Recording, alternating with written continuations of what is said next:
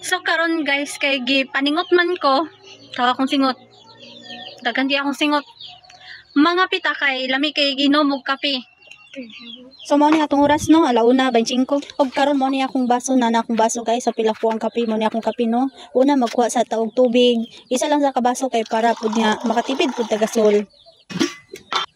Sa kabaso no, butang na to diha sa takuri nato.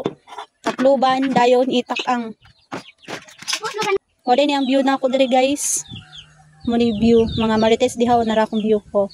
Naray na ni akong naw nga nagpaabot ko nga kuan kana mabukal akong ininit. Nana nang himuta sa ta kay basi vlog-vlog ta nga nahimuta.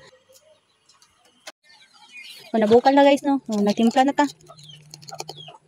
Tanga tog sugar kamay, daghan di ay. Butang na to wag ini tubig, lisod sad, bugnaw nga tubig ato ibutang. Sabit na to ibalik na to kay sa bandang mamay labay na to ning basura, to ni ibalik. Tungo kayo do gatong ibalik ang sugar ko nga sa ibutang. O karon natungo kayo natong kape.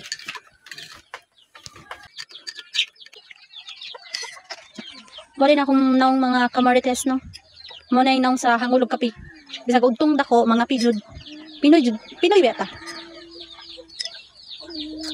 Oh, nibalhin dai ko kay di ko comfortable dito. Gusto ko ngayon na dito akong forma. Di ko gusto nga maglingkod lang. Gusto dito ko may patong akong tiil man hinani no. Wala na akong anak naghapa-hapa.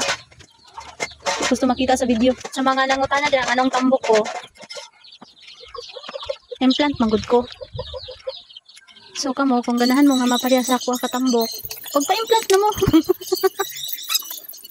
Bitaw yang-yang ra magud ang mga birth control. Depende ra magud sa imong lawas kung makaangay ka or dili kay namo uban nga magniwang, nauban nga dili dugon, nauban nga manambok kada sa ako nagtambok ko. Nya sa ako pud ang kabahin gadugon man ko so mo nang nakaangay jud ko gakuha. So mo to guys, nganong naabot man ko ani nga topic nga gusto ra man ta ko mga pinga. Dami man kay ingay ko pagkapi. Guys